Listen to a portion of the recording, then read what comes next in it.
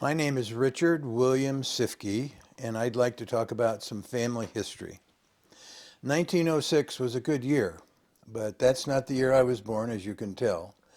That was the year that my father, William Theodore Siefke, was born, and my mother, Thelma Josephine Brashears, were born. Dad was born in Walla Walla, Washington, and my mother was born in an unincorporated city that no longer exists in the general Los Angeles, California area. But 1906 was the year of their birth. Dad in October 15th and Mom on December 22nd. I was born on May 28th, 1944. At the time, Mom and Dad were living in Eugene, Oregon, and that's what I call my home. However, my father and mother lived in Caldwell, Idaho before that, and before that they lived in Wetumpka, Oklahoma, which was the city in which my sister, Vivian Christine Siefke, was born on February 27th, 1934. Mom and Dad were married in June 6th of 1933. They met at Northwest Christian College, where they were both students, and their courtship lasted 9 years because after they met, the impact of the Depression slowed their ability to form financial security to be married. And so Dad, having graduated, and Mom as well, from this college, which trained ministers, his first preaching assignment was in Wetumpka, Oklahoma. And so that's where Christine was born, just a hair under 9 months after they married. Mom and Dad's courtship lasted 9 years, which is quite long. My courtship lasted less than 9 months when I married my wife, Deanna Irene Hickman, on December 20th, 1969. So there have been some good years in my life. The year of my parents' birth, my birth, and the marriage to my wife.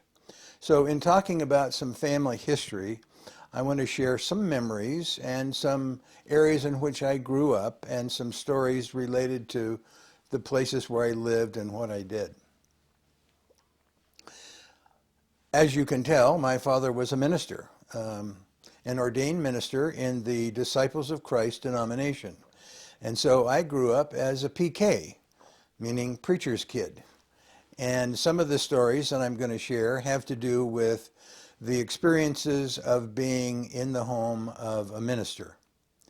I said 1906 was a good year because I feel greatly blessed by the lives of my parents. They were very Christ-like. And in our home, there was never any contention unless I caused it because of some of my behavior. I never remember my father or my mother speaking ill of one another in front of us or in a way that would be disparaging to one's view of the other when that person wasn't around. They embraced the gospel of Jesus Christ in the way that they raised my sister and I. Now, my sister, born in 1934, 10 years older than I don't have a lot of childhood memories of her and I interacting with one another other than having seen pictures of the two of us together because there was a 10-year difference. However, there's a story about an experience that I had at the age of 3 that she and I will talk about her response to that. The home that we lived in Eugene was at 1778 Orchard Street. A small home with an attic, and an attic is where I hung out a lot as a young boy and playing with marbles and other things that I would hang out the window, just whatever a small child would do. But at the age of 3, I remember asking my mother to pick me up and set me up on the counter by the sink so I could get a drink of water. But that's not what I wanted to do. I wanted to get the car keys that were sitting on the ledge by the window. Now, I remember that deviousness in my desire, but I don't remember anything after that. And perhaps as I explain, you'll understand why. I took the keys, I guess without my mother's awareness, and recruited a neighborhood boy, and we got into our family Studebaker, and I started the car and drove it into the garage. Our car hit the end of the garage, and things that were stored above fell down and hit the top of the car. I guess made quite a big ruckus for the neighborhood, and my conspirator in this event went running home. I have no recollection of anything about that other than my desire to get the keys. My sister, again, 10 years older than I, wrote an article or an English theme for her class in which the conclusion was she wondered if it would be my flying an airplane at age 13, but it did not. Mom and Dad did not have a lot of money. Frugality was I guess, the way they had grown up because of hard times and because of the Depression. And so I never went without anything. My needs were were covered. And as a young boy that at some point in time needed glasses and was kind of a rough and tumble kid, I know I ended up breaking a lot of glasses, and I never heard my parents complain about how much I was causing them heartache because of my activity. But Mom and Dad were both good parents. I never wanted for love or acceptance. Years later, I became aware that there was some loneliness that I experienced as a child, because when I became school age, Mom returned to working, and one of the things that she did was she worked in a cannery in Eugene to help raise funds, and she used them to purchase a piano. And the purchasing of the piano allowed her to teach piano and raise more funds for the family. Years later, she also began to teach at the same college where my father was teaching. I said that prior to living in Eugene, they lived in Caldwell, Idaho. Well, that was where Dad was a minister at a church in Caldwell. But he left Caldwell to come to Eugene because Northwest Christian College hired him to be a professor. And so in 1940, that's when Mom and Dad moved to Eugene, and that's about the same time that Mom started working at the cannery. So they were there for 4 years with my sister before I was born, living on Orchard, as I'd mentioned earlier. Orchard had a few families with small children, and a neighborhood child right next door was named Rick, and he had a brother named Dennis. Their last name was Barber. And so there was a Rick, and I became Ricky. I was little Ricky because I was younger, and the other boy named Rick was slightly older. And so I don't have a lot of memory about other children in the neighborhood other than the two boys. And the older boy, whose name was Dennis, he and his family moved about 8 or 9 miles away from where we were living at that point in time. And we maintained the friendship. But when I was halfway through the second grade, which would probably make me 7, maybe 7.5 or 8, my parents purchased property and built a home at 2837 Central Boulevard in Eugene, just outside the city limits of Eugene. And so we lived on the side of a hill, about 1/4 of an acre, overlooking a private golf course. It was called Laurelwood. And the golfers would go around and in their efforts of playing golf would hit balls out of the fairway, and many of them would land in our property. And so I would find their golf balls and sell them back to them. And years later, when I was helping my parents move out of their home into a retirement environment, there was a huge steamer trunk full of golf balls that my dad had found. So I never really took up to golf, but in the building of our home, my father had a huge front room living room window with an inch thick pane of glass purchased specifically to prevent golf balls from breaking the window. And there were one or two occasions where a golf ball did hit the front of the window. But other than that, this home at 2837 Central Boulevard now was about 12 or 13 miles away from where my good friend Dennis Barber lived out on Coburg Road. And what really amazed me was that my parents gave me permission to ride my bike to go that distance out to visit him. And this was nothing more than a 3-speed bike, nothing special about it. So I grew up with a lot of trust. My parents trusted me for my safety and to be able to make good decisions and not do anything that would interfere with their son's livelihood, welfare. During this time, my sister, as we were living on Orchard, as I said, we moved from there probably when I was 7.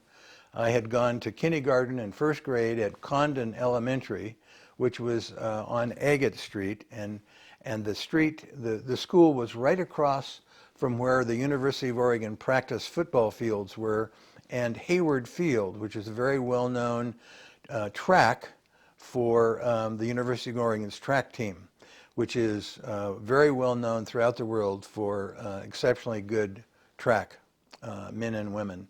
And so I grew up close to the University of Oregon for those couple of years when I was in Condon. And then when we moved up to Central Boulevard in my second grade, I attended Edison, after Alva Edison, the inventor, elementary school. And we lived up on a hill. The golf course was at the top of 27th and I forgot the other street, but it was up a hill. And so going to school, if I rode my bike, was a breeze. I could get to school in 10 minutes at the most. Going home was another story because it was uphill. And the bike that I rode, when I did ride my bike to school, was not a 3-speed or 10-speed. It was a 1-speed. And so a lot of my return home was on foot because the bike was being pushed. As I mentioned, I never wanted for a feeling of love and acceptance from my parents. But I had experienced some times of, I think I'll explain later, of loneliness because Mom and Dad were both gone. My sister was 10 years older than I, and she had her own life. And so I think there were many times when I came home from school that there was nobody there. Now, across the driveway from us was a family of 3 children, and I played with some of them. And there was a family whose home was built below us who didn't have children. He was an educator, and they may have had children later, but the boys next door, Tim and Mike Crones, and a younger one whose name I don't remember, we played together some, but not a lot. But anyway, that period of loneliness, I think, was filled with playing with school friends. And right across the street from my elementary school, Edison Elementary, was the home of a young man named Pat Smith. And I've tried to find him ever since. He was a member of Catholic faith, and when we finished elementary school, he went to Catholic schools, and I've lost track of him. And we had such wonderful memories as children. I loved basketball, and we played on a basketball team. The Eugene Athletic Association organized football and baseball, basketball for youth, and so he and I played in some of those teams. But we had access to the gymnasium in the school after school, and so he and I would play basketball with one another and a few other friends after school was out. And on some days, we would go and play at his home. And in Eugene, Oregon, it rains 9 months out of the year. And so much of our play was in his garage. And he had made up a little basketball court for us with a cutout can of I don't know, green beans or something, cut out the top and the bottom, and we'd played basketball with a tennis ball. And so I've got lots of memories about him and I playing together basketball in his garage, trying to get the tennis ball into a small little can. And the memories, one of the memories I have about playing basketball on the concrete floor, gymnasium floor, concrete floor, at Edison, was singing a hymn or a song by the Platters called The Great Pretender, which I think was released in 1956 or something like that. So anyway, childhood memories about Pat Smith playing in his garage or playing basketball. And he had a very small front yard. I would say 12 feet at the most between his house and a hedge. And we would take a baseball and throw it up as high, and then we would catch it, pretending to be like Duke Snyder from the Brooklyn Dodgers or some other well-known at that time baseball star. And so memories about playing baseball or basketball or in his garage, tennis, basketball were great memories for a young boy. But I don't have any memories about doing any of those kinds of things with my sister. And so, you know, being 10 years apart, you would think that, you know, we had a relationship. I think the relationship we had was of tolerance, that she recognized this little active brother of hers was at times a pain, and probably tried to distance herself from me as much as she could, because, I don't know, I may have been a challenge for her. When I was 3, she was 13. When I was playing basketball with Pat Smith in the gymnasium in Edison, she was already out of high school. And so, you know, our lives intersected, but we didn't do a lot with one another. Again, back at 2837 Central Boulevard, my sister was in college, and I remember that she was taking a music appreciation class. And so she would play on a record player that I had purchased with money from my paper route, music by Debussy, and she had several soundtracks from musicals. I remember early exposure to some wonderful artisans because of her. And she also took a bowling class, and this was in college. And so our hallway was hardwood, and I remember her practicing her approach as if she was delivering a bowling ball and sliding down the hallway. And so when I later, as a junior in high school, was in a bowling league, I remembered watching her practice her delivery as I learned how to bowl.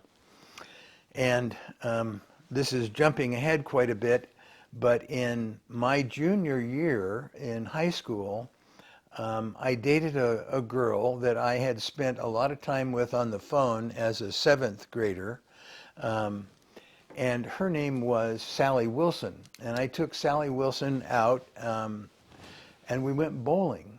And I bowled 213, which of course is pretty good. I've never bowled that well since.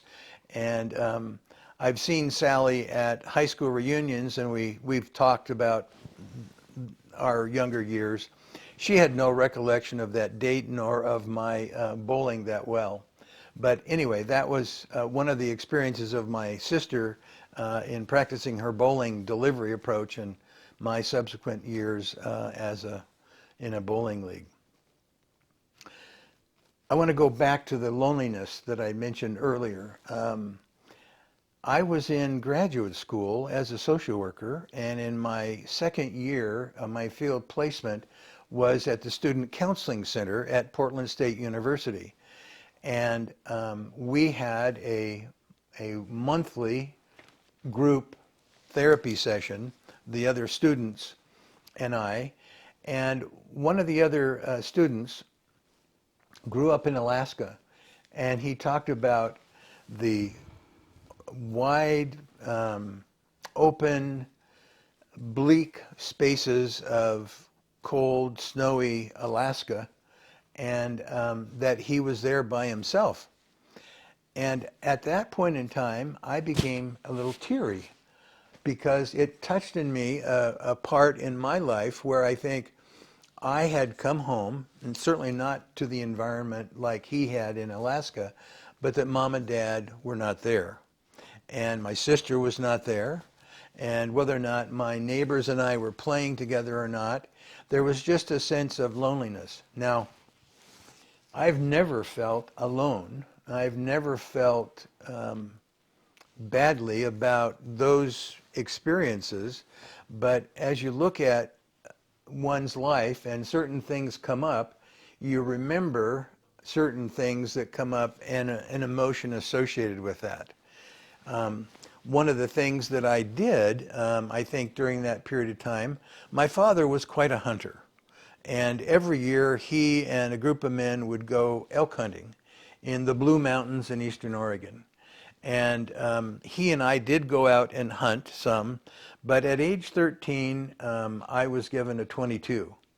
And so we were out in the country, basically, with this golf course that was just down at the foot of the road from where we had built our home.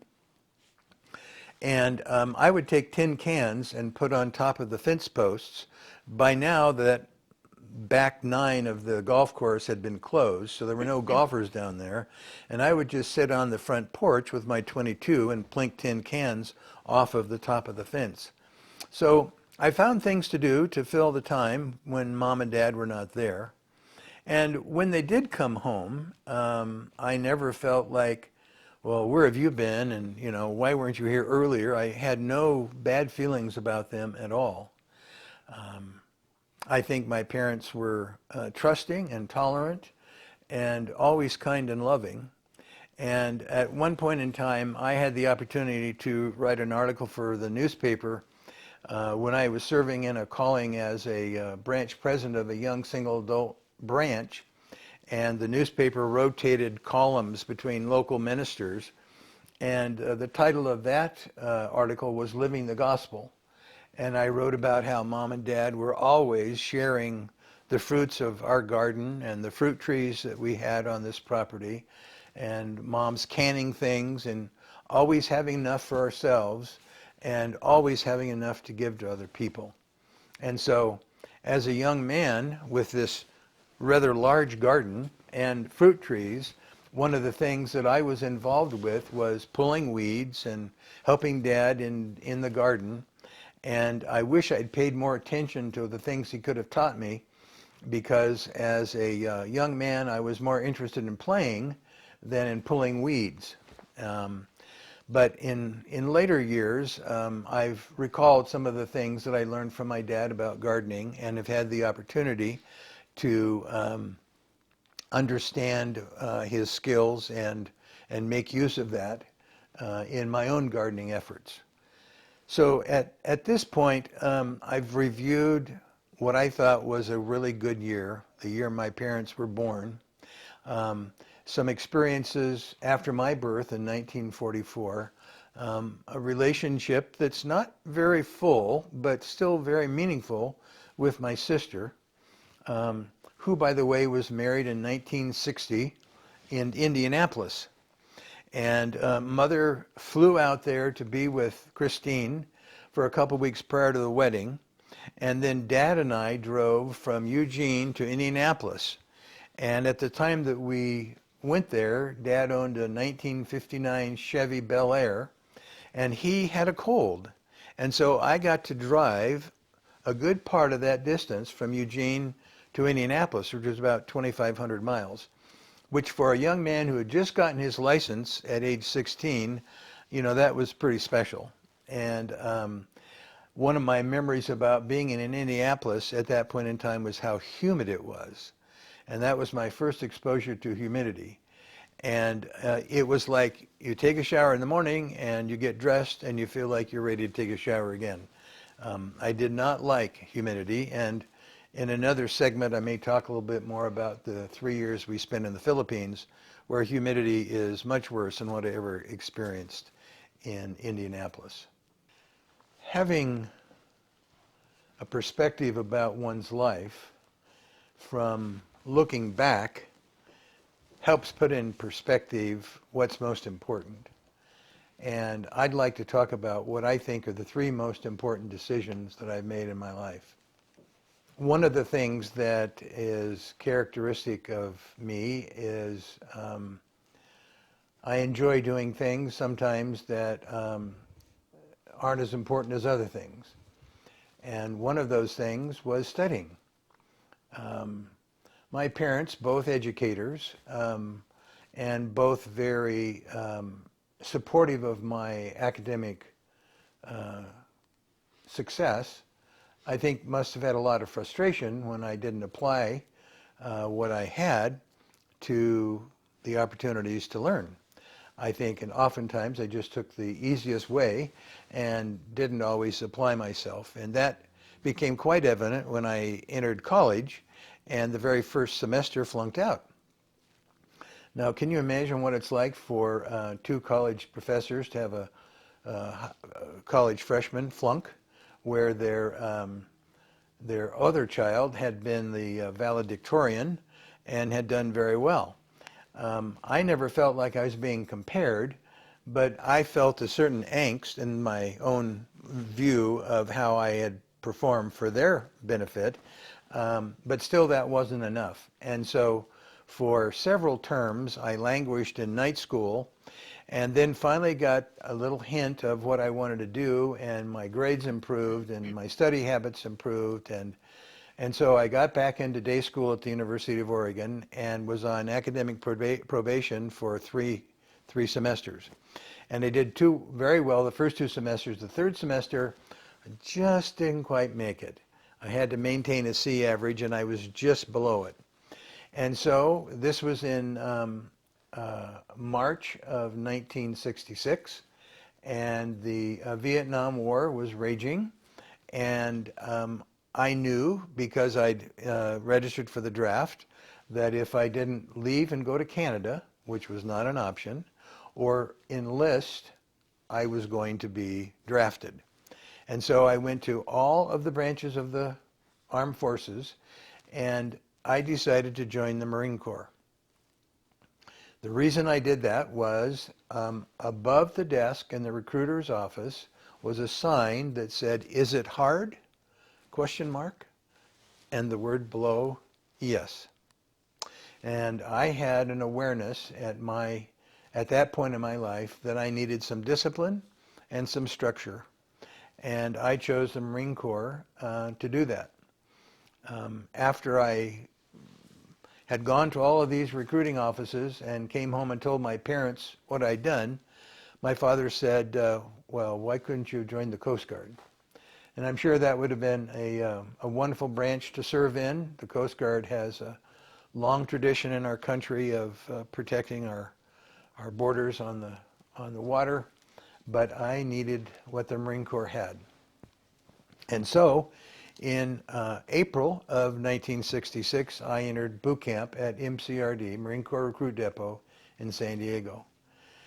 That, I think, was the first most important decision that I ever made, because from my time in the Marine Corps, I learned self-confidence, I learned follow-through, certainly discipline, and it cultivated in me a sense of pride and of worthiness that, although I felt worthy before, now I was a Marine. And that has a long history, tradition of what that word means. And I claim that, having successfully completed a 3-year contract with the Marine Corps. I've recorded other things about my service, so I'll not go into that now. But that was, I believe, what I say my first most important decision. The second most important decision was marrying Deanna Irene Hickman. over 52 years ago.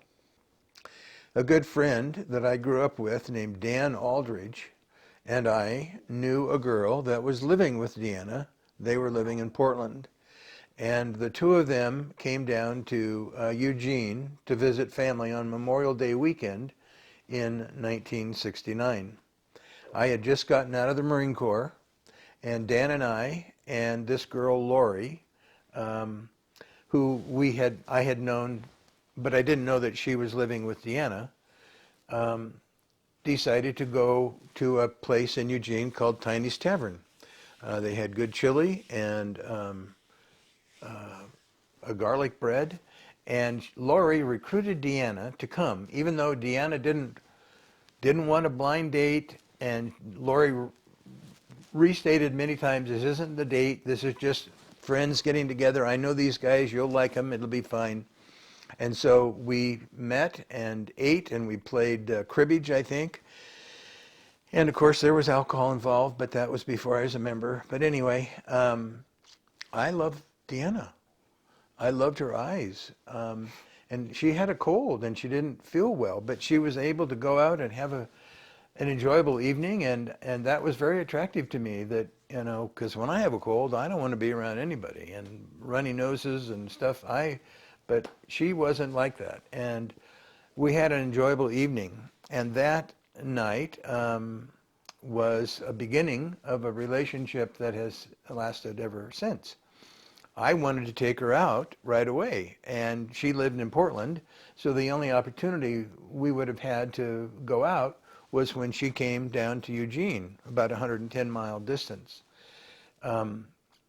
So she wasn't able to come that next weekend because she was going to a wedding in Roseburg, which is another 70 miles south of Eugene. And so I had to wait 2 weeks before I could take her out. And she came down to Eugene, and we went to a place out, to a pizza parlor, Abby's Pizza. I'd forgotten where it was. She has since reminded me that's where we had our first date. And this was now in the almost middle part of June. And Deanna had been married before and had a son. His name is Brad. And from that marriage, there were some wedding gifts that had not been opened, and they were up in a closet in one of the bedrooms in her parents' home. And so our relationship had gotten to the point where we were very close and expressing our love one to another. And she was showing me these wedding gifts that were up there and making a comment like, you know, that we would be able to have these. And I kind of offhandedly said, well, you're being a little presumptuous, aren't you? Meaning, assuming that we were going to get married. And her reaction was like, well, I didn't expect that. And so that was kind of throwing a wet blanket on the process. And I remember going home and telling my mother, I'm going to have to propose to this woman or I'm going to lose her. And so Deanna remembers that as happening in July. I remember it as being in August. But regardless, we did get married. Because of my not very successful academic performance in the past, we had set a date in March to get married. So this was in July or August, whenever it was that I proposed. And I had been accepted back into the University of Oregon, which started in September. And I was very anxious because Brad was 4. I was going to marry a woman that had a child, and I was going to be responsible for providing for them. And I had not proved myself academically to be able to have a career to do that. And so I was very nervous about what the future would hold marrying into a family. And I did not want to start off with my previous performance academically. And so we had set March as the date for marriage, and midterm grades came out in November, and they were very good. And so we moved that wedding date from March up to the day after finals, which meant December 20th. And so we got married in my parents' denomination church, First Christian Church, on Olive Street in Eugene, Oregon, and Herb Works was the man who performed the ceremony. And he was a colleague of my father at Northwest Christian College, and a man that I had gotten to know through association with Dad and faculty members and so forth. And so Deanna and I planned the wedding, and we got married on December 20th of 1969. Out of that marriage has come two other children, Tyler Scanlon Siefke and Kamala Joy Siefke. Tyler's middle name, Scanlon, came from a man that I was working with when I was in the Marine Corps, Donald Scanlon. And he and I hung out together for about 10 and a half months and really had a good time, and I have since reconnected with him. And so that's where Tyler's middle name came from. Kamala, we call Cami. Her middle name is Joy, and that was Deanna's sister's first name. So that's the family that came from that second most important decision that I made of marrying Deanna. The third most important decision, and some might say is the first most important, is becoming a member of the Church of Jesus Christ of Latter-day Saints. I think that it's the third most important decision because had I not joined the Marine Corps, had I not married Deanna, I don't think that I would have been a member. I think my life would have taken a different course. So how did that happen? I recall after years of listening to my parents talk about their service as a pastor and pastor's wife, one of the things that Mom and Dad would do, they would go visit members of the congregation in Harrisburg, Oregon, where he was serving, which, by the way, ended in 1956. So from 1940 to 1956, Dad was the pastor at Harrisburg Christian Church. And in speaking about those experiences, one of the things that Dad said was how difficult it was for one of the parents to attend church when the other parent didn't, and the children are caught, and that it created tension in the home. And so usually it was the sister, the woman, who would take the children to church and the dad that would not go. Well, Deanna was taking our children to church, and I was staying at home. And I saw that same contention and felt that same contention. And remembering what my father had talked about, I decided it was time for me to start going back to church. Now, when Deanna and I were courting, we talked about religion. She wasn't active in her faith, and I certainly wasn't active in mine. We both expressed our belief in God, and that pretty much was all we discussed about at that point in time. Years later, when Brad became aged to be baptized, and we did have home teachers assigned, and Brad did get baptized. I don't think Deanna attended much there. I certainly didn't. This was when we were living in Georgia. She would probably be better able to fill in how much activity she had in that church then. But when we moved to Fairfield, my Air Force assignment, by the way, I joined the Air Force in October of 1972, and our first assignment was in Warner Robins, Georgia, at Robins Air Force Base. And I was the sole mental health clinician in the mental health clinic for about 2.5 years. And so it was during that time that Brad turned 8 and when he got baptized. After a 3-year tour there, we were assigned to Travis Air Force Base in Fairfield, California. And it was there that Deanna picked up attendance again and started taking the kids to church. And I saw this contention play out in our own home. Deanna would take the kids to church, and I would be home watching NFL, and the kids wanted to stay home and play with their friends. Interestingly enough, most of their friends were members of the church in the neighborhood, and so they were at church anyway. But the idea was that Mom was having to take them to church, and Dad wasn't supporting that. So, remembering what Dad had said, I started attending church. And for 2 years, I attended every Sunday. I was called as the advancement chairman for the Scout Committee. Because I enjoy singing and music, I oftentimes sang in the choir. And the bishop in this ward, which was Fairfield 3rd Ward, loved basketball, and we had a team, church basketball team, and I played basketball with the rest of the men. And I enjoyed the association with them. They were good men, and we had a good time playing basketball. For me, it wasn't that we would win or not, it was that we were able to play and have a good time. And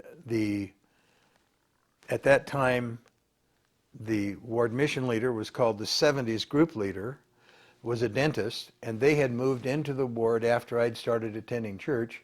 And one day, he said, hey, there's a member, and her husband's a dentist that I know, and he's not a member. And he likes racquetball, and I know you like racquetball. Would you mind fellowshipping him and inviting him to go play racquetball? Now, I knew why he was doing that, to fellowship someone to become a member of the church, but he didn't know I wasn't a member. And so when he offered that invitation and I accepted it, I knew that what I was doing was something that I would normally be doing if I were a member of the church. His name is Tom Toulson, and he became our dentist for a number of years. Subsequent to his invitation, I had even given a talk in church, which is kind of an unusual thing for a non-member to be asked to speak in church, but I did. And so he knew about this guy who was in the Air Force that liked racquetball, that he thought was a potential missionary opportunity for this other guy who was a dentist. By the way, I beat the guy playing racquetball, and he never joined the church, but I did. So after about 2 years of this and having numerous sets of missionaries come into our home and doing a little bit of reading in the Book of Mormon and some other things that people do when they're investigating the church, I had not accepted any invitation from any of them to become baptized. Now, in my Air Force career at that point in time, I was the director of an alcohol rehabilitation center, which was a 28-day inpatient program. And I have no idea what the precipitant was, but I was in my office, and it became very clear to me, I need to join the church. I don't know what it was that brought that to my memory, but that's what I did. And so when I came home, I got the family together and I said, well, I've got something to tell you. I want to get baptized. And prior to that time, Deanna and the bishop and who knows, however many people were conspiring in such ways to make sure that I didn't feel like religion was being pursed down my throat, and that everybody was kind of treating me with kid gloves to make sure that no bad thing happened. I had a home teacher that was assigned that lived just down the street, and he came and helped me do something that I should have done with a second pair of hands long before he arrived. And you know, everybody was willing to help and support Rick, but leave the gospel discussions out of it. Just friendshipping and fellowshipping. So during that period of time, I had relationships with a lot of people that I really cared about, and perhaps the social aspect of it and what I knew to be about Jesus Christ and the importance of He in all of our lives, it all came together, and I told the family I wanted to get baptized.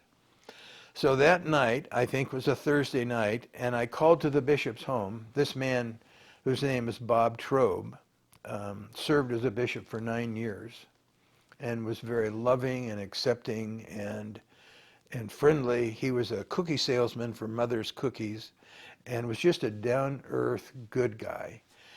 So when I later became a bishop, after only 4 years a member of the church, I used Bob Trobe as my example. We were in the Philippines at the time. So I called Bob's home, Bishop Trobe's home, and his daughter answered the phone and said, he's not here. They're at the temple. It's Ward Temple night. And I said, well, would you have him call me when he gets home? I don't care how late it is. And so at about 10:30, he called back. I told him what I wanted to do. And I guess on the other end, he said, yes. And so that was on a Thursday, and on Saturday, December 1st, 1979, I became a member of the Church of Jesus Christ of Latter-day Saints. Those are the three most important decisions that I've made in my life. There are others, very important decisions that I've made as well, but those are the top three. I wanted to take some time and talk about church service. I think the foundation for my understanding about the importance of Jesus Christ, well, I don't think, I know, started in my own home with my parents. I've spoken about their frugality growing up and in difficult times and the impact of the Depression. Mom grew up on a ranch in New Mexico. Out, maybe the closest town was Dora. Portales was 20 or so miles away, and Dad in Walla Walla, Washington. I realize I'm digressing here, but I want to talk about both of my parents and some family history related to that before I talk about the church, because their church service and their Christ-like service had the foundation for what I now see as my church service. My father's father died when my dad was 2. His name was Rudolph, and I never met him. And until 12 years ago, maybe even 8, I'd never seen a picture of him. He died of tuberculosis, which was called consumption at that time. So that meant he would have died in 1908. My grandmother, who I never met, my father's mother, took in ironing and did laundry as a way to augment the income. And they had a garden and fruit trees. And so that's how my father grew up, without a father. His mother remarried when he was 8 to a man that I only know of as Dad Olinger. And I've done some family history, and I can talk about that maybe another time. But both Mom and Dad had some pretty challenging times growing up. New Mexico isn't exactly the fertile garden valley of California, and so they raised crops and cattle as a way to provide for themselves. And I've since learned that maybe the Mormon missionaries came and visited my mother's parents at some point in time, and they came from Missouri, but they didn't become members of the church. But they were religious people, and I saw my mother's father twice and my mother's mother 3 times. She died when I was in Vietnam in 1967. My grandfather, my mother's father, died probably when I was 5 or 6. So my church service and my desire to serve the Lord were rooted in both of my parents' religious backgrounds, and then coming together with their religious avocations. My father a minister, and the college that he attended and taught at, purpose was to train ministers. And my mother's role in that university, that college, was on childhood development. She later went to school and got a master's in childhood development. And she taught on that subject and on pastor's wife task. In other words, how does a woman married to a pastor, what is her role? So those are some of the things that Mom taught. Dad taught several books out of the New Testament and homiletics, which is how to preach. So growing up in that background where mom and dad were very focused on service to other people and very willing to share to anyone, and their examples of Christ-like love, acceptance, and inclusion set the foundation for how I view my role as a member of the Church of Jesus Christ of Latter-day Saints. And so I've had some wonderful experiences in church service.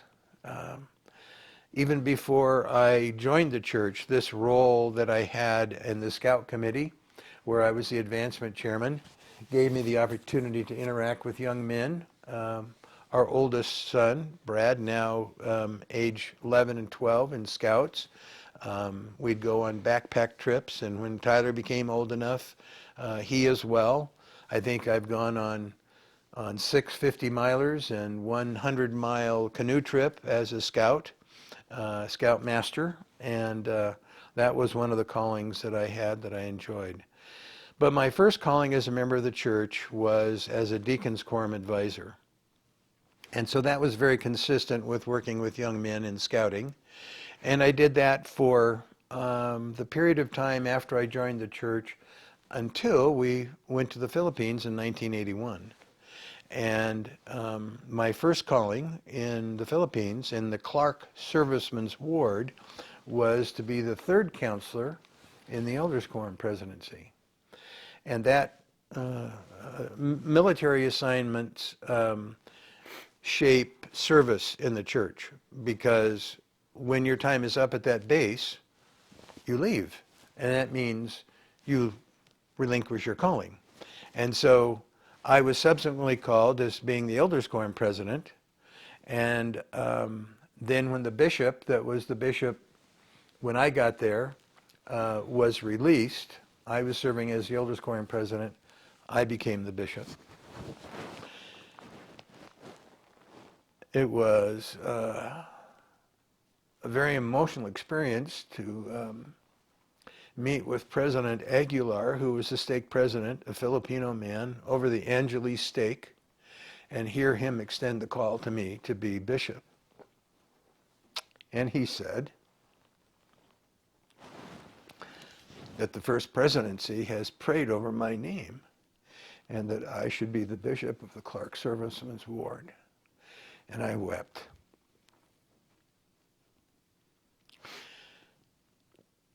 I knew about Bishop Trobe and his service as I observed him. I didn't know much about church administration or what it meant to be a bishop, other than what I saw him. The day that we attended our first meeting in the Clark Servicemen's Ward, which had just been made a ward a couple of months before, there were 90 members in attendance. I guess I'm kind of a numbers guy. I look around and observe things like that. The day that we left the Philippines, as I had been released as a bishop a week before, we had 232 people in our sacrament meeting.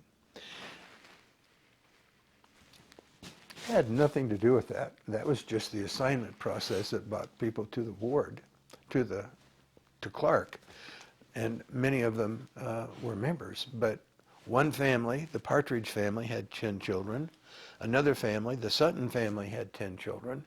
And so, you don't have too many, doesn't take too many people with families like that before your ward grows. And these were wonderful, active members. So I was called and served as a bishop for a year. And my service as a bishop ended because we were reassigned from Clark Air Base in the Philippines to Travis Air Force Base back in California. Our church service there and our association with members of that ward has sustained friendships that last till today. We made friends because we had shared hardships. We were 7,000 miles away from home. We did not have all the conveniences that we were used to. And we were living in a climate, the best way to describe it was uncomfortable. 9 months out of the year, it's very hot and humid. It's 10 degrees north of the equator. And I don't know how our kids survived in that, but I struggled with the heat. The time that I went to Indianapolis for my sister's wedding, my first exposure to humidity in 1960, prepared me in only a small way for what we experienced humidity-wise in the Philippines. Deanna became real concerned about that when Labor Day weekend, I was sitting on the side of our bed and I was crying because I hated the humidity. And I was thinking, what a wuss, you know, I work in an air-conditioned office. And I come home to my wife, who had not been able to have the, you know, the benefit of the air conditioning that I had at work because we didn't have air conditioning at home. And she got real concerned about me when I was crying about the humidity because I'm not one who cries about things very much. So anyway, in the Philippines, we had this wonderful ward, and the service that we're able to have with one another was really, we called an Air Force chaplain, LDS chaplain, who was a member of our ward, to be our institute teacher. And we'd go down to one of the chapels where we had institute on Friday night, and then we'd go to people's homes for board games and popcorn and fun. And it cemented relationships in a very strong way. And I could probably name a dozen people that we met during that period of time that we still feel very close to.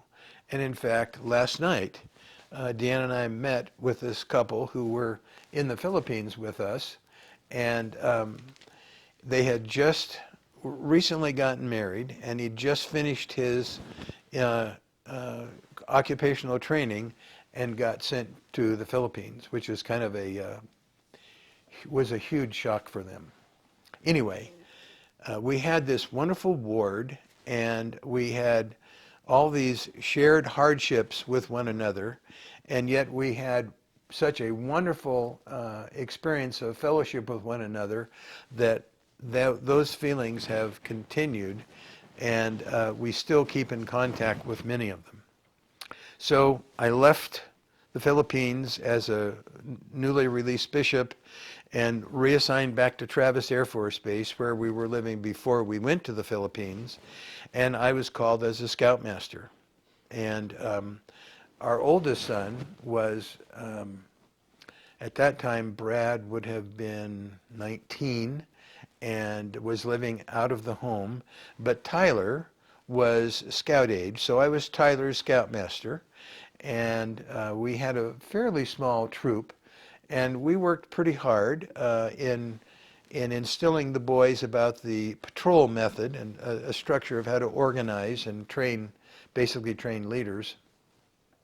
And I was a scoutmaster for 18 months, and just about the time I felt like I really got a handle on this, I know what it's like to be a scoutmaster, and I was really having fun with it, I got released, and I was called to be the high priest group leader.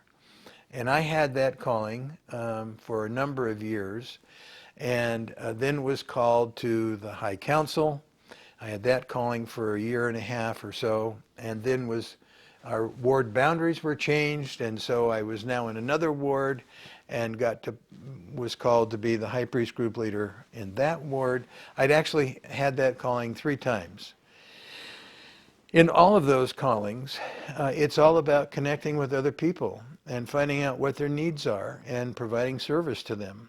Whether or not you do it directly or you organize other people to do it, it's all about being a disciple of Jesus Christ and helping them embrace that in their life in whatever way, in temporal or spiritual needs that you identify. And I had good men that served with me, and never felt like I had a bad calling, if there ever is such a thing. But what makes a calling really good is the people that you associate with. And I take that back to my basketball experiences as a non-member. You just enjoy doing things that give you a sense of satisfaction, whether it's passing to someone who scores a bucket or scoring a bucket yourself, or seeing somebody's needs that they identify that you can fulfill. And that may be helping somebody move in or move out, or dealing with some crisis they experience in their life that you're able to help them with. But the important thing is that we are tasked to do the things, we're given the opportunity to do the things that the Lord could not do, and has given us the priesthood to do as if he were here to do it. And so I have found great comfort and joy in being able to be of service to others, as my parents did by example, in helping those who are in need. So I was serving as the high priest group leader in Fairfield First Ward when the bishop at that time said, you know, the stake president is talking about you. I said, well, what are you telling me about that? Tell me more. Well, I can't. And he said, I said, well, is it about a calling? Well, yeah. I said, well, come on. What are you talking about? And he said, it's no different than what you're doing right now, just shepherding people and supporting them. Well, his name is Norm Canning, and I really have great affection for him. He was a counselor in a bishopric where the bishop was suffering from a brain tumor, and he served basically as bishop, as a counselor, because of this bishop's brain tumor, and subsequently died, and then he became the bishop. And it was after that time that the boundaries were realigned, and we were assigned to that ward, and I was called as the high priest group leader. So anyway, the mystery became clear when President Tom Clark interviewed me and extended the call to me to be the branch president of a young single adult branch in our stake that had never been formed. There was a young single adult ward in Vacaville, and so the young single adults in our stake attended there, but we did not have a young single adult unit in our stake. And so Deanna and I were to be the first involved with young single adults in the Fairfield stake. I'm not sure exactly when we were called to that, but I think it was in May of 2004. And in June, I believe we held our first young single adult branch meeting at the Fairfield Stake Institute, which was located across the street from Solano Community College in Fairfield. And for 6 years, I served in that with the support of some great counselors and my wife, and it is the best calling I've ever had in the church. And I've had another calling, which I'll speak about in a minute, but during that period of time, I was able to perform at least a dozen civil marriages, and 2 marriages of stake members who were not young single adults but knew me and wanted me to marry them. And so they had to get permission from the First Presidency for me to do that. And that was a fun experience. And those couples have subsequently been sealed in the temple. But we saw returned missionaries come in. We instituted a quarterly fireside where the returned missionaries who had come back during that 3-month period of time, we'd have them share what their most challenging experiences were in their mission, what they did to overcome them, what their favorite hymns were, and how music played a part in their mission, and then close in a testimony in the language in which they served. And we had several of those firesides where we had 6 or 7 returned missionaries speak. Now, not everybody who was a returned missionary that was in the branch came from our stake or that went out on a mission from our branch, but they were people that had moved into our area or either were in other wards in the stake and had served a mission and then came back, both men and women. And those were wonderful firesides. And we'd have family home evening out at the Institute every Monday night and just had fun and games. We had an average attendance in the high 30s to low 50s, and 70 was an amazing attendance for us in our branch. But the attendance waxed and waned because of school. what cycle the kids were on for college. So we'd get a bunch that'd come back, and then we'd have a group leave. Well, anyway, during this period of time, I would have my quarterly meetings with the stake president, and I reminded him that the Vacaville young single adult bishop, the current one, had been there for at least 8 years. And I expected that he would follow that example of how long we, Deanna and I, would be able to serve in that calling. Well, one Sunday he came out to the branch, and I was in the middle of teaching elders quorum lesson, and Deanna came and got me and said, President Jurgensen, Richard Jurgensen was the stake president, is here and he wants to meet with you. And I was irritated, and I'm in the middle of a lesson. Can't he wait until I'm done? So I turned it over to the elders quorum president and went and met with President Jurgensen. And he said, we would like you to be the patriarch.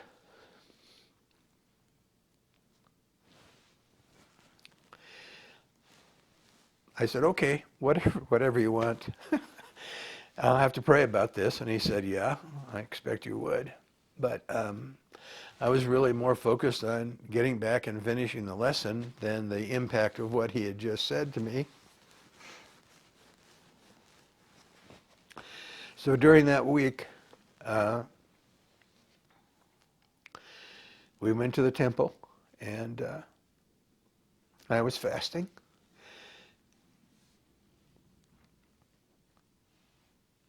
And prayerfully sought the Lord's guidance.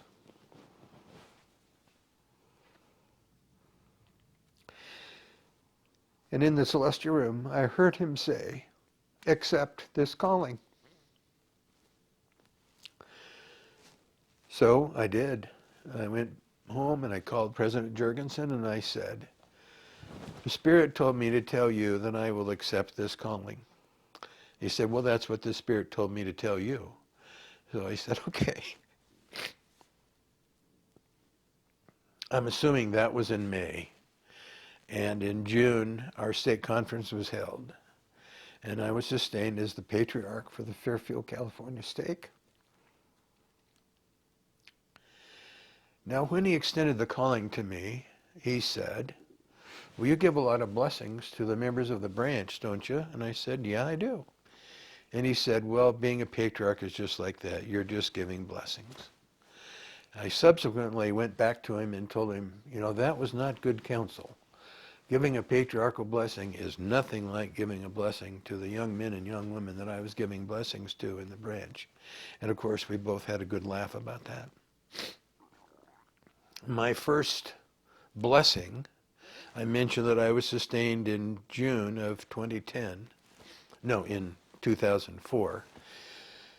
My first blessing, I rescheduled twice because I was so nervous about it.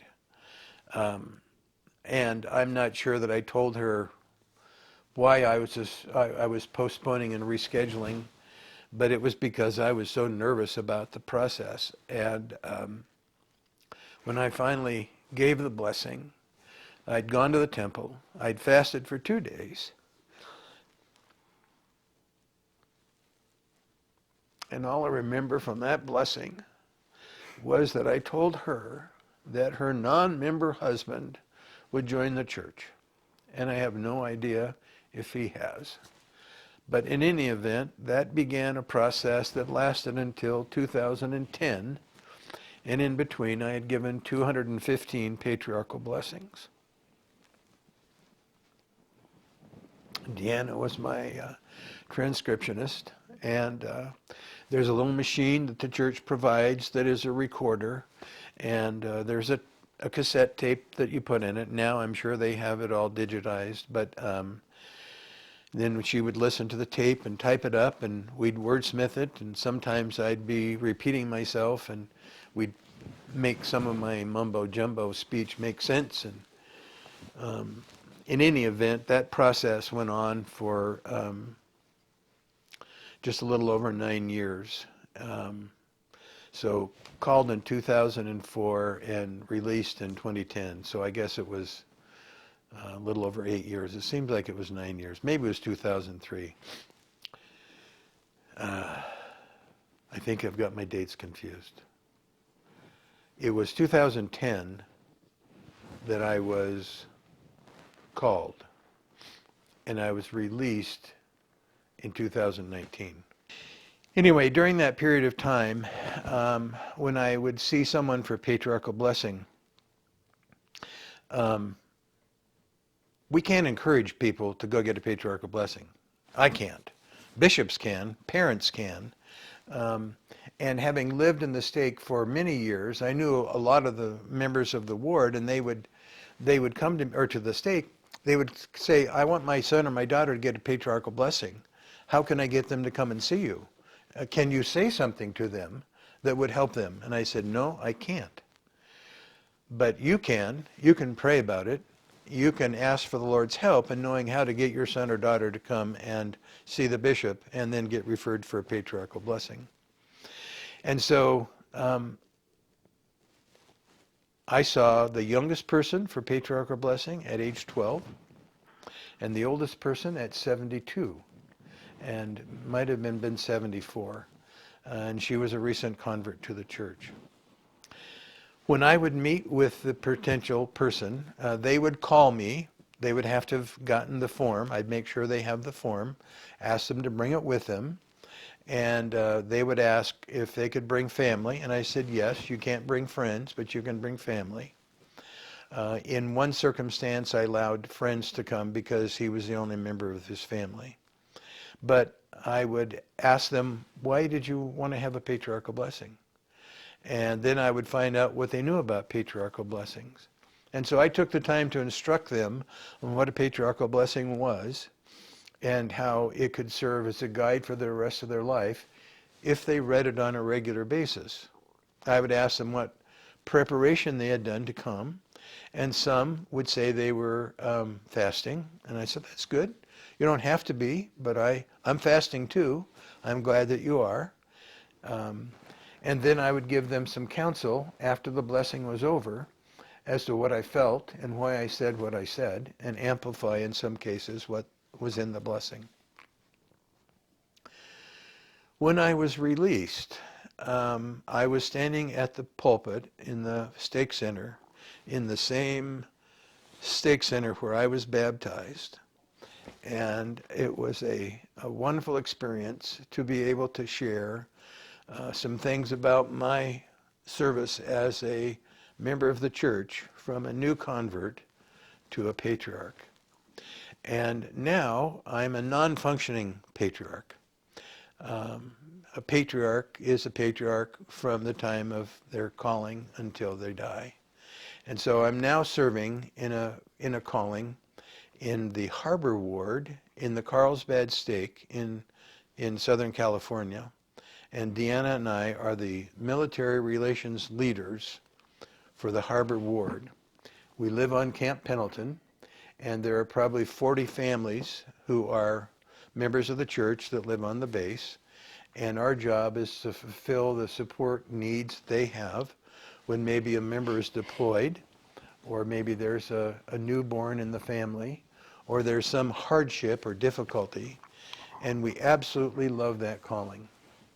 As I said, I think the calling that I have had that I like the most was that as the branch president of the young single adult called the Rockville Branch, now a ward. It's hard to say if the calling we have now as military relations leaders is our best calling. I've spoken about being branch president of the best calling. Certainly, it's hard to say that being a patriarch was the best calling. It was just a unique calling. It was so different. But anyway, we love what we're doing.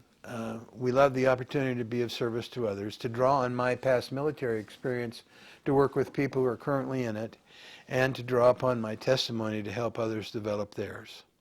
I have a testimony of the gospel of Jesus Christ. There are many good churches and wonderful people around the world who do not have the message, the gospel that we do. And I'm grateful that I have it. And I'm grateful for my parents for the foundation they created for it. And I say this in the name of Jesus Christ. Amen. I'd like to take a few minutes and talk about my service as a patriarch, recognizing that this is not something that most people know anything about. It's certainly a private thing. Let me say different. It's a sacred thing. It's not a secret thing. And that's the way I have counseled people who came in for a blessing. I've said, this isn't something that you would put on the refrigerator and let anybody who comes into your home read. You wouldn't give it to your best friend and exchange with him or her to compare. It is a sacred thing, but it's not secret.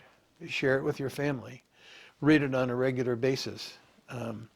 Make sure that you pay attention to what the patriarch, what the blessing says, because they're basically scripture for you.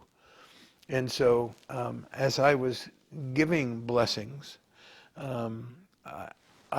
when somebody says, well, what's in a patriarchal blessing? I would say, well, there's a little bit about your past, there's some information about your present, and there's some information about your future. And so the more that you are familiar with what your blessing says, then it's more likely that you're going to have the opportunity to see these things fulfilled.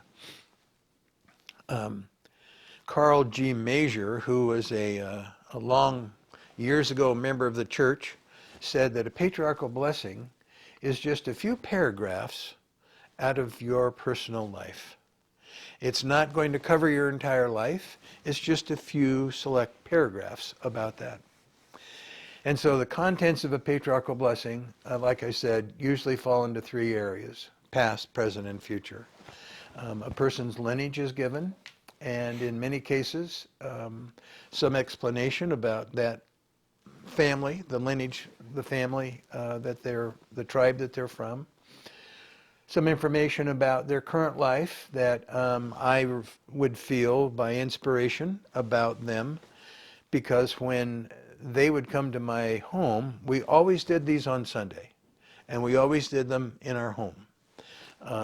Other patriarchs, Deanna got her patriarchal blessing in one of the primary classrooms in the Stake Center, and others may have received their patriarchal blessing in their own home. And I actually did go out to a branch of our stake about 20 miles from Fairfield, a town called Rio Vista, to give a patriarchal blessing in his home, because he was in a wheelchair and there was really no viable way to transport him from his home to ours. And so a member of his branch presidency and his caregiver, I don't think he had a wife, and he and I did the blessing in his home. But almost all of my blessings were on Sunday, and other than that experience, they were in our home. So we have an agreed upon time, set the date when they would call to make the appointment. In many cases, it was a couple weeks down the road because of the schedule of blessings that I had. When I first started giving blessings, like I mentioned earlier, I postponed one for 2 times. I was so anxious about it. And I don't know how long it was from that first one to the second one, but I'd always, it was like I was doing 3 or 4, sometimes 5 or 6 blessings a month. And after doing the first blessing and feeling like, okay, I can do this, I still went to the temple. I went to the temple for every individual I did a blessing for. And I'd go to the Oakland temple, and then the Oakland temple was being renovated. I went to the Sacramento temple. And always with fasting, and always in the celestial room, asking for Heavenly Father's guidance on what I should say. And then I'd go back to my car and I'd write notes, things that I felt impressed with when I was in the celestial room.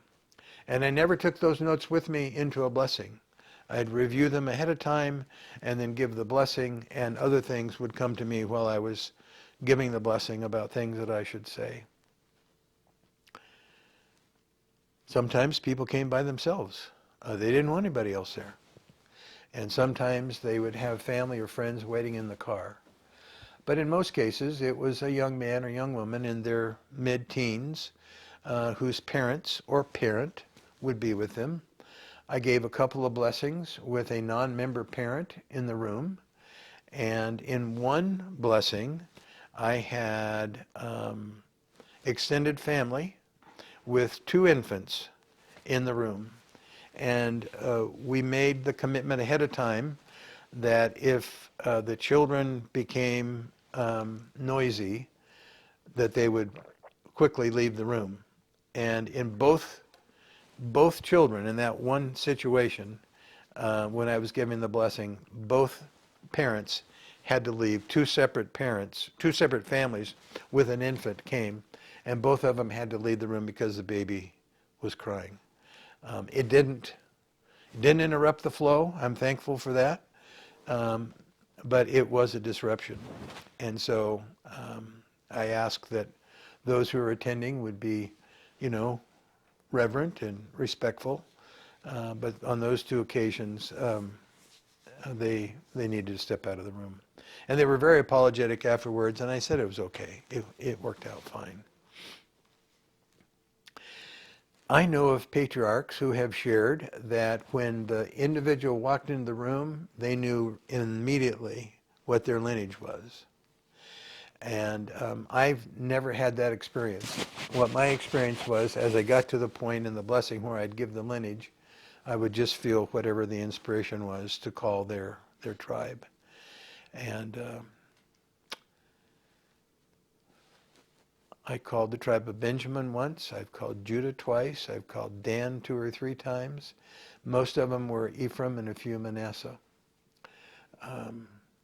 But it was an interesting experience to feel that at the time that the blessing was being given.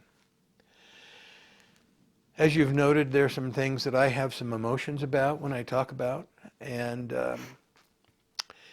giving a patriarchal blessing, I often found myself in tears as I was giving the blessing.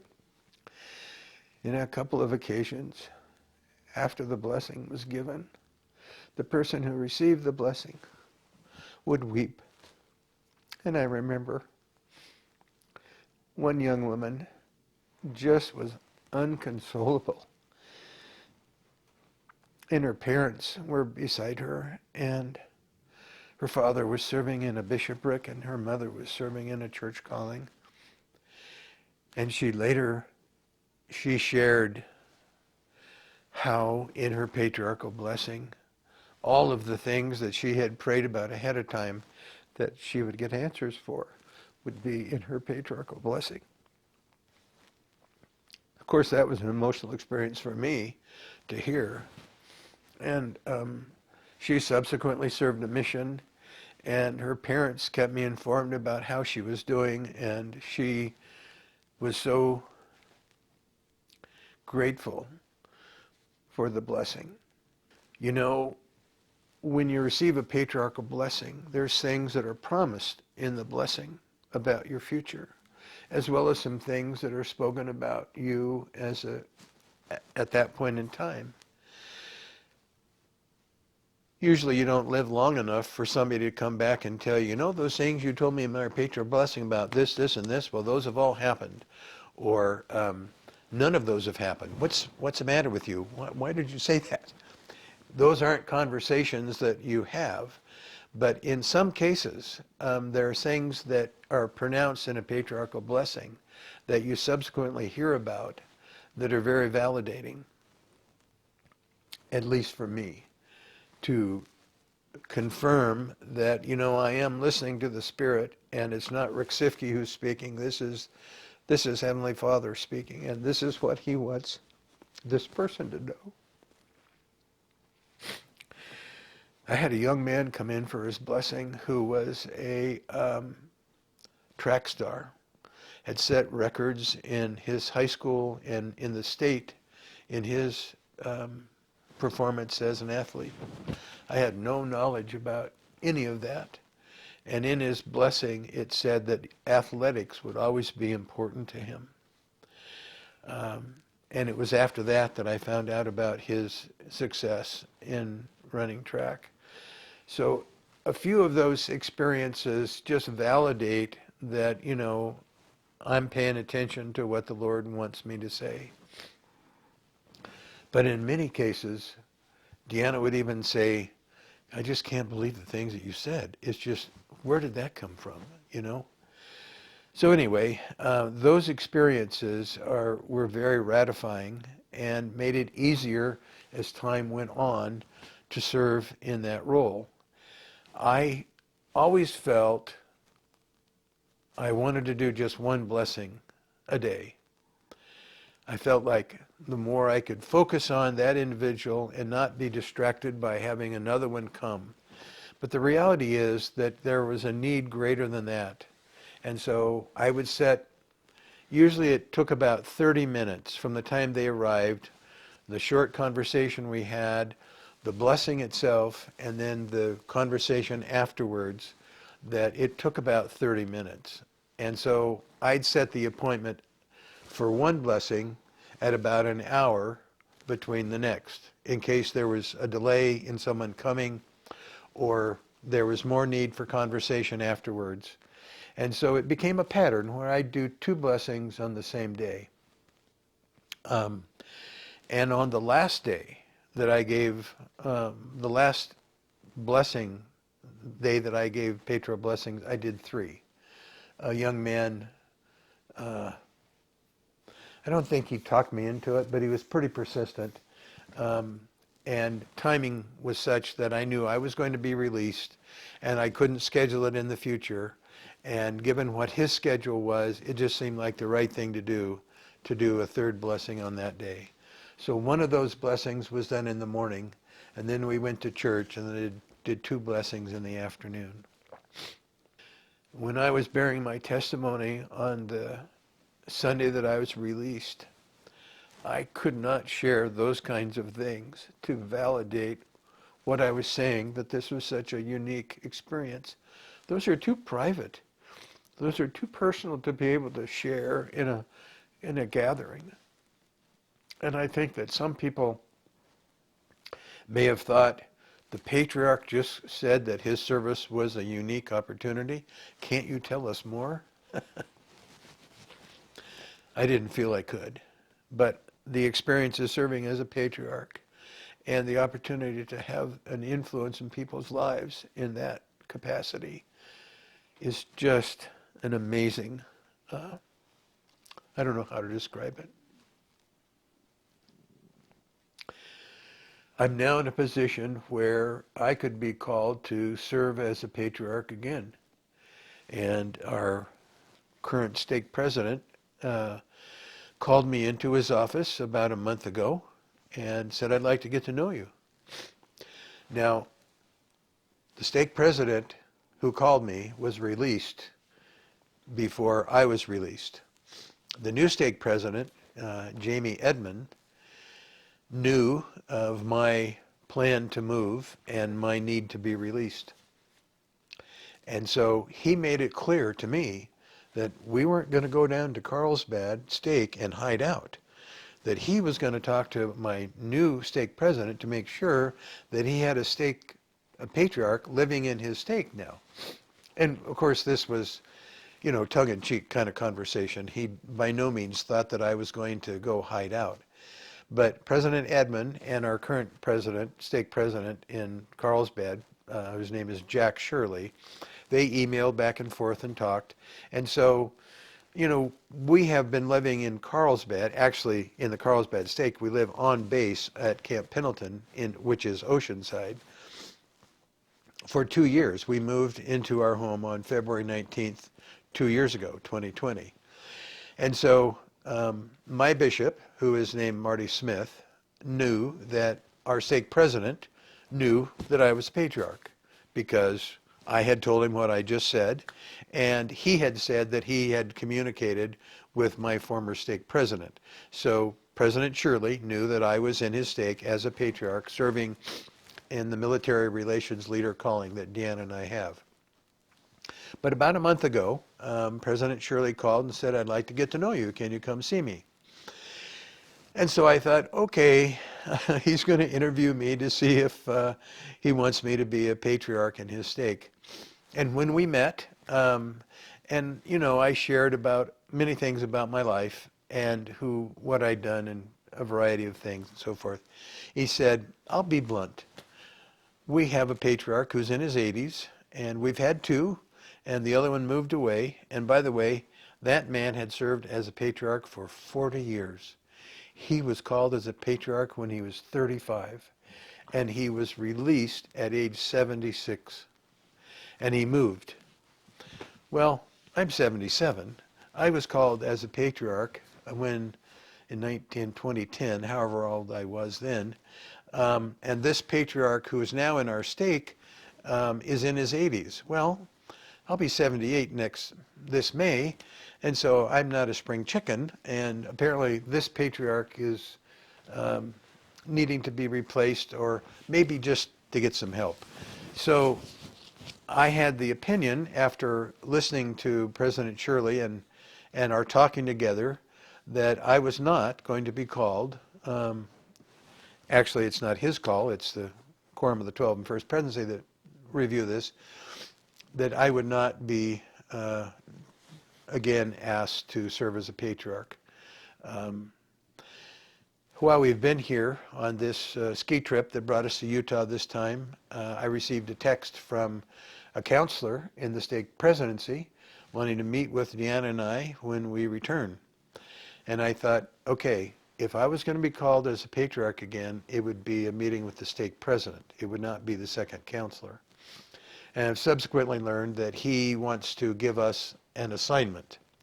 So at least I think for now, I'm going to be able to continue to serve in my calling with Deanna as a military relations leader in the Harbor Ward. I've thought about what it would be like if I were to be called again to serve as a patriarch, and how I would do that. Because we live on base, and a large number of the stake members do not live on base. There are 9 other units in our stake. So I would have to be providing the blessing off base, probably in one of the meeting houses.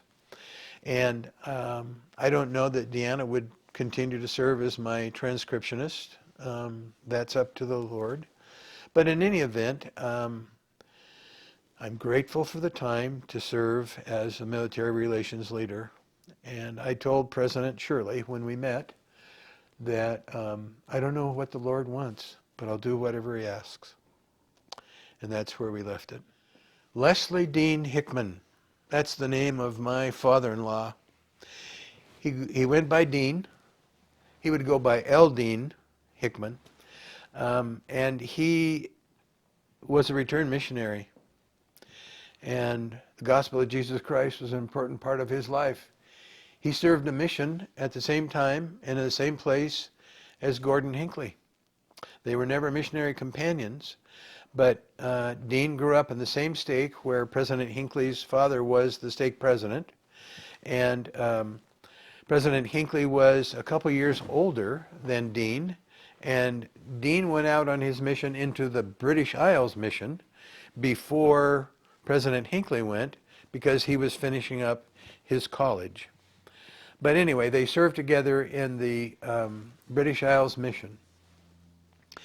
In 1995, President Hinckley was awarded the BYU Management Society Man of the Year, this chapter in, I think, the South Bay, that award, and that brought he and his wife to San Francisco to receive this award. And Deanna's cousin, Ned, and Deanna's sister-in-law, Carla, Tracy's wife, were members of this BYU Management Society, and they were involved in planning this Man of the Year award process. And so Nanette and Nyla and Nita and Nadine and Natalie, the Maxfield sisters, who are skilled, excellent performers, wonderful people, they were invited to sing at this event. But the event was going to have a kind of a get-together with President Hinckley and his wife before the ceremony and the dinner and so forth. And so they got 2 tickets to go to that. And I thought that Deanna should go. This was her dad. And Deanna said, no, I want you to go. So I guess it was just one ticket. But anyway, here we are in this room off of this convention center, or wherever it was this thing was being held. And there were about 40 of us in this room. There was Mormon Kool-Aid and cookies and stuff. It was kind of like a wedding reception. And all the people were mingling around, and, I didn't know anybody there. It was just Dean and I. That's right. That were 2 tickets, Dean and I. And so when President Hinckley and his wife came in, they all formed a line, just like you would at a reception at a wedding, shaking hands and so forth. He got to us, and I introduced myself first, and I said, and this is my father-in-law, Dean Hickman. President Hinckley says, British Isles Mission, 1933. Had not seen him for 65 years, and there he was telling him where he had seen him last. So he and his wife continued on to the rest of the line, and then they came back and talked to Dean and I until it was time to go into the ceremony. Well, that was a pretty special experience. Not that I got to shake the hand of a prophet, but to see a prophet of the Lord honor Dean Hickman with that memory, because Dean is a wonderful man, always friendly and outgoing. In his career, after he settled back and got married and was living in Eugene, he was an insurance salesman. And he was very active in golf and bowling, I think, as a part of his business, that he was able to socialize with people in things that they did, and I think it enhanced his career, his success as an insurance man. He and Doris, his wife, were parents of 4 children.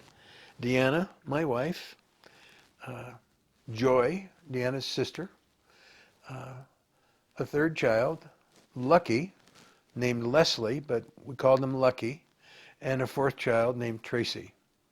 And Tracy, I think, is, Deanna is only the only surviving child.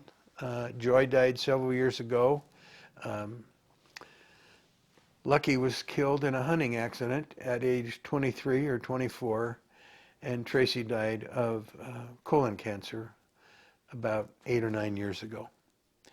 And so Dean was a very loving father, and Doris, his wife, became a member of the church because Dean wanted to marry somebody who was a member. But Doris never really was active in the church, and she was very supportive of Tracy and Lucky serving missions, and was a good parent. But I don't want to talk about Doris so much, because most of the things that I had contact with were with Dean. Doris loved me. I was accepted. And she approved of our marriage. And she loved Brad. Brad was 4 when we got married, and was a doting grandma, as she was to all of our children. But Lucky's death in a hunting accident changed her life, and it was a tragic thing for her. She never really recovered. It was difficult for Dean as well, but Dean had the gospel in his life, and Dean was a very loving and outgoing man who accepted things as they were and tried to make the best of everything. A couple of experiences with Dean. One that I experienced personally, and one that Tracy experienced. It became a part of our family tradition to come to Salt Lake at conference time, because that's what Dean did. Dean would drop Doris off in Winnemucca, and she liked to play the slots, and like I said, she wasn't very active in the faith, but drop her off at Winnemucca and then come to Utah with the family, then go back and pick her up, and then go back to Eugene. On one of those trips, when they were going prior to my marriage to Deanna, Tracy was in the front seat and Dean was driving, and he woke Tracy up because he wanted him to see there was a Nevada state trooper in an airplane flying next to Dean, telling him to slow down because he was driving too fast. And I don't know how fast he was going, but he was going very fast to the point that the pilot gave him the thumbs down. And he said to Tracy, "You've got to see this because nobody's going to believe it unless you can verify it." Well, that story has been told many times over. After we got married, I was in that same car in the front seat as Dean was driving, and I too fell asleep. And going across the stretches on I-80 in Nevada, I woke up and saw that Dean was going 110. And Dean loved to drive fast. I never knew that he got into an accident because of it, but his fast driving, especially across Nevada, was legendary. So what was it like for a returned missionary to have his oldest child marry a non-member? How did that impact on our relationship? You'd never know it. I was accepted as if I was his missionary companion. He loved my parents, and as I've said, my parents were loving, Christ-like people, and he knew that. And that sense of acceptance for me and them, I was just a part of the family. Years later, when he was unable to provide the care to Doris that she needed, we moved them into our home in Fairfield, and he was challenged with some memory issues and couldn't remember the medications that she needed to take and so forth. It became clear we needed to have them live with us. And so we came to Eugene and loaded up and brought them down to live with us and put their stuff in storage. And that lasted for about 3 weeks, and Doris's needs became more than what we could provide, and she went into a local nursing home and lived there for a little over a year until she passed away. And so Dean was in our home, and because he was a golfer and a bowler, we never went bowling together, but he and I would go playing golf, once every 3 months. And oh gosh, I can't remember how old he was when he died, maybe 86 or 87. And so, he was in his mid-80s, and we're going out playing golf, and he doesn't have golf shoes on. He's just wearing regular shoes. And he'd say, they used to call me Long Ball Hickman. And what that meant was he would hit the ball straight down the fairway and always straight. My golf shots were over here or over here. Once in a dozen times it would go straight down the middle, but he was Long Ball Hickman. He had trophies from bowling tournaments that he'd won and from golf tournaments that he'd played in. And he was an avid sports fan. He'd watch golf on Sunday, and I don't think to anybody's consternation, he was just a golfer. He loved watching golf and playing golf. When he and I went out and played golf, it was kind of like father-son. And my father had died already. My father died in 2005 Dad died at 95, so that meant in 2005. And my mother died at 99, which was no, that's not right. Mom was born in 1906, and she died at 99, so she died in 2005. Dad died at 95, which would have been 1999, 6 years earlier. Anyway, forget about that. So I didn't have a father, and so being able to go out and play golf with Dean, whom I called Dad, was always a fun experience to be able to be with him. One of the things about him that changed our life was when his memory became evident that we needed to do something about that, because it became very irritating for him to ask Deanna the same question 3 times in a row, almost right after one another. And so I was working in a psychiatric hospital where one of the psychiatrists had a focus on geriatric patients. And so I took Dean to have an evaluation with this psychiatrist. And afterwards he said, your father-in-law thinks that Ronald Reagan is the president and he's living in Eugene, and that it's 1985. Well, none of those things were true. And so in addition to that, after Doris had died, and in our stake, there were adult dances that were held for singles, and Dean loved to dance, and he met this woman whose name was Wanda, and they would go to church dances on the weekend, and he would go to her home and he'd fix dinner. She'd fix dinner for him, and they had a relationship. Well, one night Dean went to Wanda's home. Wanda Lunsford was her name, and it took him over 2 hours to find his way back to our house. And so that, with what the assessment was from my psychiatrist friend, it became evident that we needed to intervene in his driving. And so Tracy and Deanna met with him and explained why that they needed to take the keys. And that was very difficult for him, but he accepted it and went along with that. Well, Dean has had a history of having what he would call a catch. And that would be, he had a hard time swallowing food.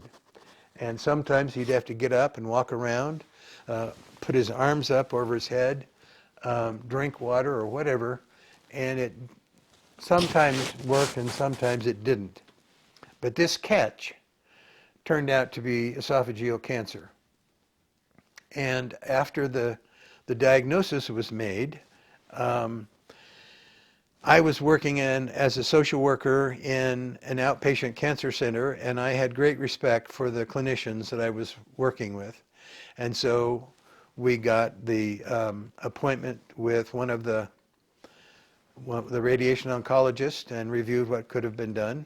And at that point in time, both Tracy and Deanna decided that what my experiences were working with people who had that same diagnosis, was that chemotherapy and radiation caused a lot of side effects that made their quality of life less likely to be good. And it wasn't my decision, it was their decision that he should not get any treatment at all. The reason that treatment was even being considered was because after the CAT scan was done that showed where the cancer was in his esophagus, the plan was to go in, because it wasn't seen anywhere else.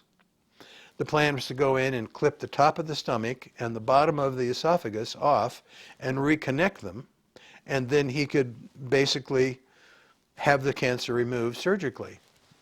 Well, when the surgeon got in there, the CAT scan had not revealed cancer was all through his abdomen. And so that meant either chemotherapy or radiation, and that's where the decision was made after meeting with the oncologist not to get treatment. Well, my experience was working with men with esophageal cancer, I hadn't worked with any women, was that they lived about 9 months with treatment. Dean lived 9.5 months with no treatment. And so we had this wonderful gastroenterologist who was managing his care. And we'd take him in there periodically for more diagnostics. And finally, at one time, I think it was could have been a Tuesday, Dr.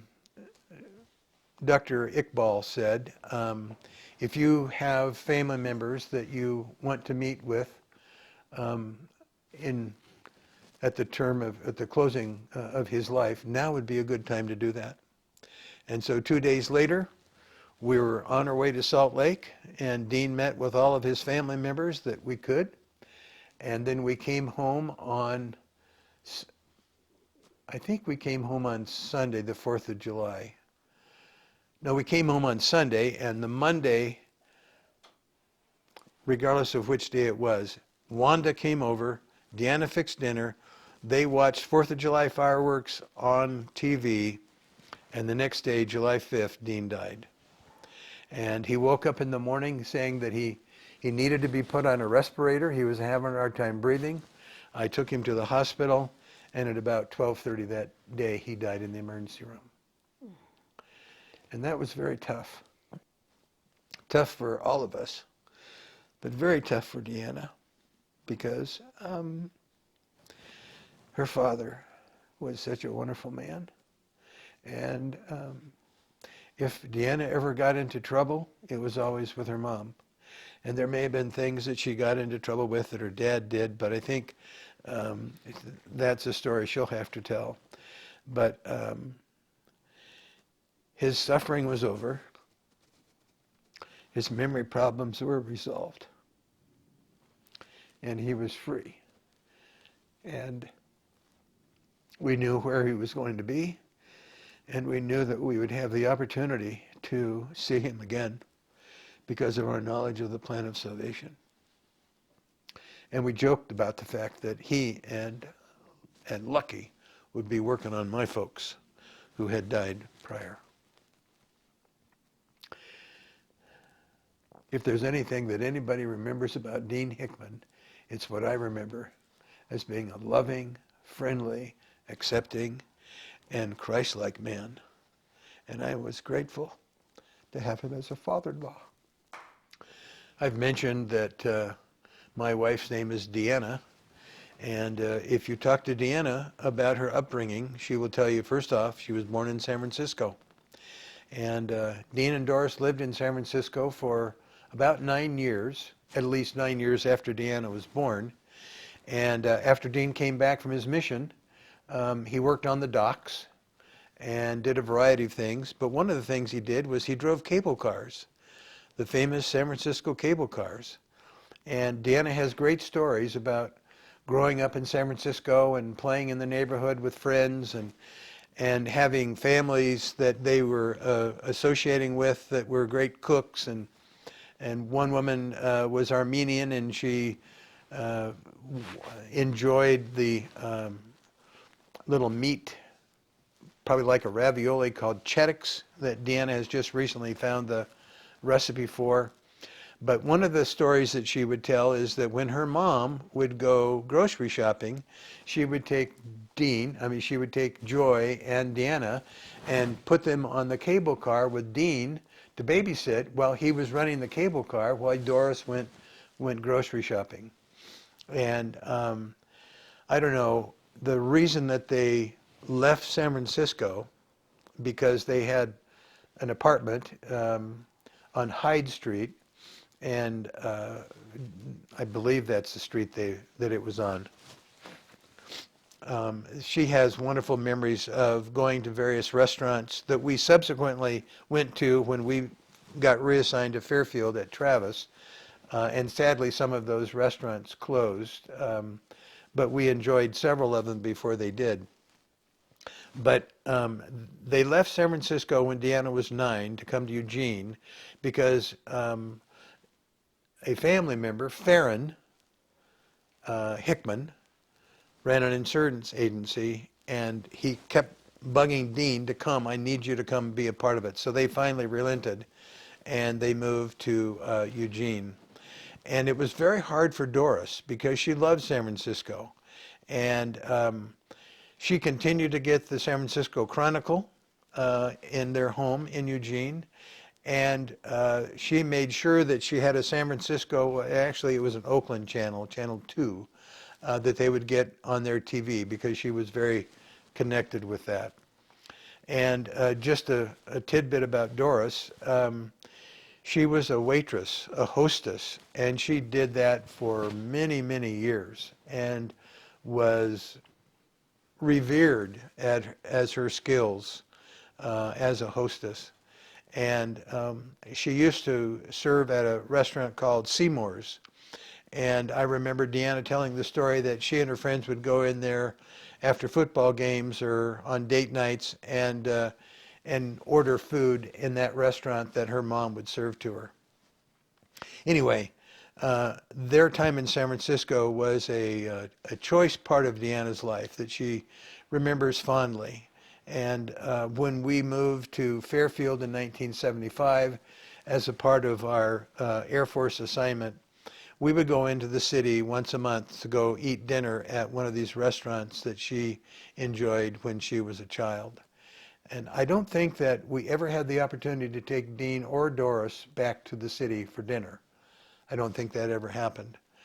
Because by the time they moved in our home, those restaurants that they had gone to when they lived there and that Deanna and I went to when we first moved there had subsequently closed. But that was an important part of his life, and very colorful stories that Dean would tell, none of which I remember, but about, you can imagine what it would be like being the guy driving the cable car So anyway, just a little tidbit about Dean in San Francisco.